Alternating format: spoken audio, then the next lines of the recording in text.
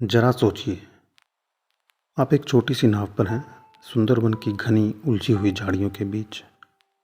आधी रात का वक्त है, हवा में नमी है और चारों तरफ सिर्फ सन्नाटा। तभी पानी के ऊपर एक हल्की नीली हरी रोशनी झिलमिलाती है, धीरे धीरे तैरती हुई, जैसे किसी को खोज रही हो। और अब वो आपकी नाव के साथ साथ चल रही है। क्या ये कोई आत्मा है या फिर किसी अनजान रहस्य का विज्ञान?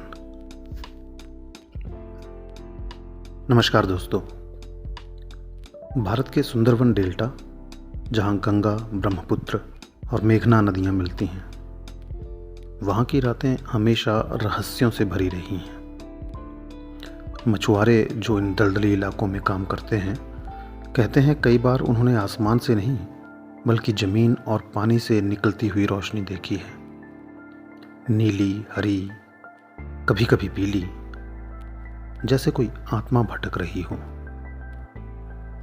इन रोशनियों को स्थानीय लोग कहते हैं आलेया या माचल भूत, यानी मछुआरों के भूत। कहते हैं ये रोशनियां उन मछुआरों की आत्माएं हैं जो मछली पकड़ते वक्त दलदल में डूब गए। उनकी आत्माएं अब भी वहीं फंसी हैं, रात में भटकती हैं और राह भटकते लोगों को बुलाती हैं। बहुत से गांवों में किस्से मशहूर हैं। जिस किसी ने इन रोशनियों का पीछा किया, फिर कभी वो वापस लौट कर नहीं आया। सुंदरबन के गांव में कहा जाता है आलेया कोई रोशनी नहीं बल्कि मरे हुए मछुआरों की आत्माएं हैं जो तूफान में डूब गए और जिनकी लाशें कभी नहीं मिली। वो आज भी पानी के ऊपर तैरती नीली लौ बनकर लौटते हैं।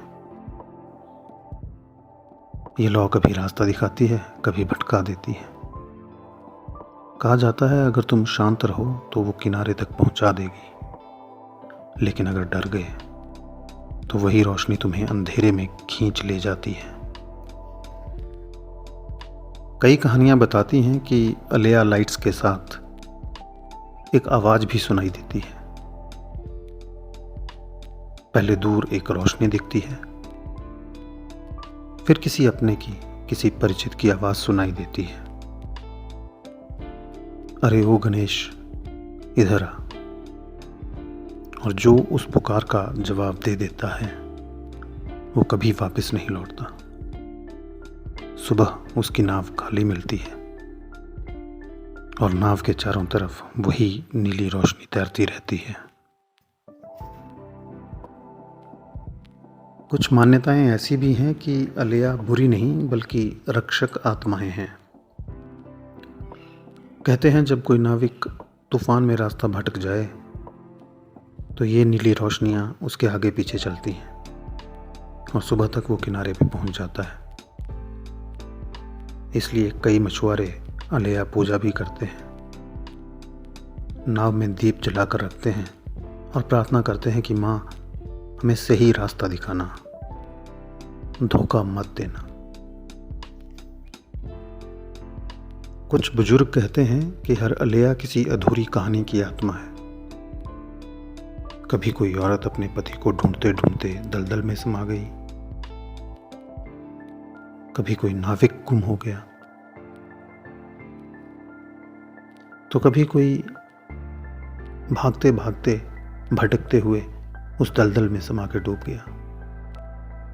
अब उनकी आत्माएं रोशनी बनकर तैरती हैं। दूर से तो बहुत सुंदर दिखाई देती हैं, पर पास जाओ तो लौ बुझ जाती है और उसके बाद सिर्फ सन्नाटा। लेकिन हर रहस्य के पीछे विज्ञान झांकने की कोशिश करता है। विज्ञान कहता है ये रोशनियां फॉस्फीन और मीथेन का परिणाम हो सकती हैं। सुंदरबन जैसे दलदली इलाकों में ज़मीन के नीचे बहुत सारी ऑर्गेनिक चीज़ें सड़ती हैं, जैसे मरे हुए प्लांट्स, पत्ते, मछलियाँ, जानवर इत्यादि। इन मार्शी इलाकों में, मार्शी लैंड में जब भी कोई ऑर्गेनिक मैटर सड़ता है तो उससे मीथेन, फॉस्फीन और डाइफॉस्फीन जैसी गैसें निकलती हैं। सबसे कॉमन है मीथेन और बहुत ही कम मात्रा में फॉस्फीन और डाइफॉस्फीन निकलती हैं। मीथेन एक फ्लेमेबल गैस है, मतलब आसानी से जल सकती है, लेकिन इसे जलने के लिए थोड़ी सी हीट या इग्निशन चाहिए।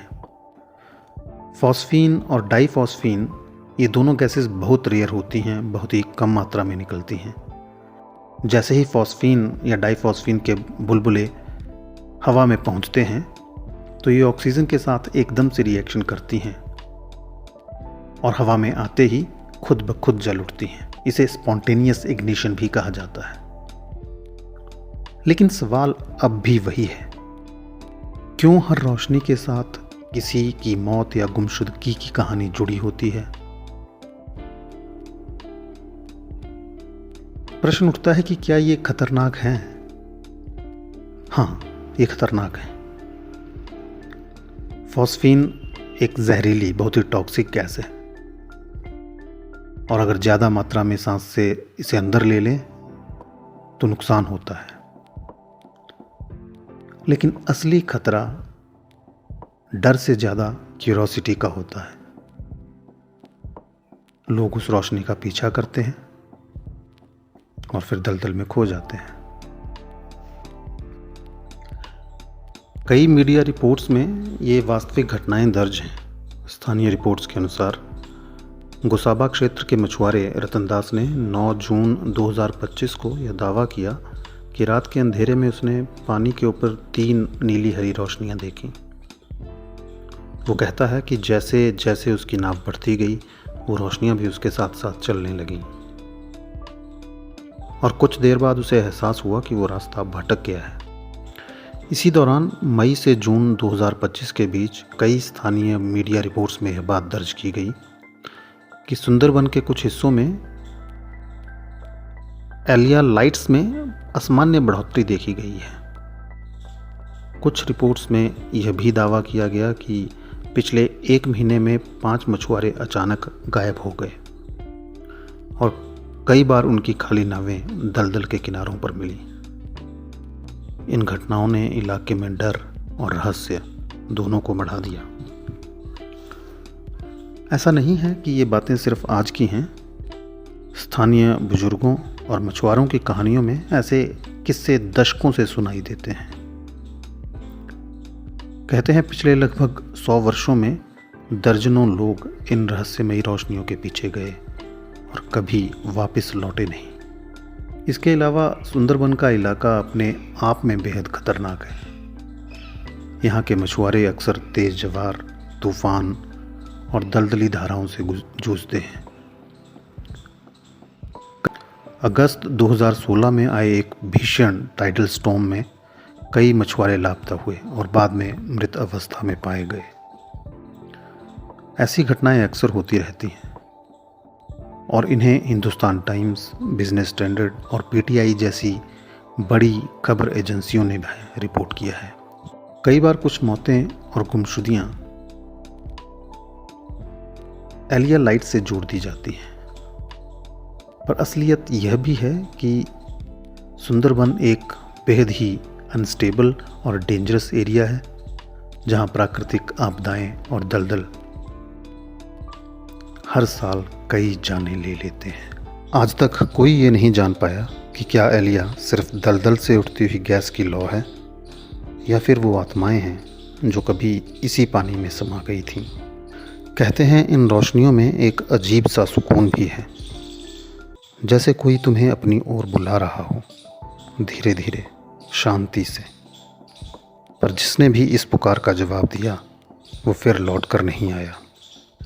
तो अगर कभी तुम सुंदरबन की उन शांत नदियों के किनारे जाओ और रात के अंधेरे में कोई रोशनी तुम्हें देखती लगे तो ठहर जाना, क्योंकि शायद वो सिर्फ गैस की लौ नहीं बल्कि किसी अधूरी आत्मा की आंखें हों